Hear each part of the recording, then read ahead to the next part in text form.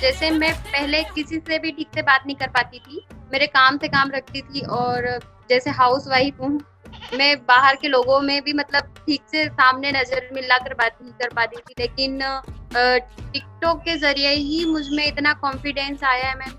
इसके बाद क्या होगा पता नहीं, लेकिन मुझे तो बहुत ज़्यादा नुकसान हुआ क्योंकि हमारे जो पैसे आ रहे थे, हमें मिल रहे थे थोड़े बहुत जो भी, वो भी अब तो खत्म हो गया और फिर से वही शायद हमें वही काम करना पड़े जो हम पहले कर रहे थे, मजदूरी करना था वही करेंगे आगे।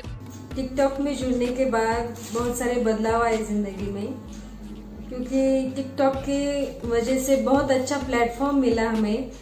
क्योंकि हाउसवाइफ अब कहाँ जाएगी, घर में बैठे वीडियो बना के अपना टैलेंट को पूरे दुनिया के सामने पेश कर सकते थे हम।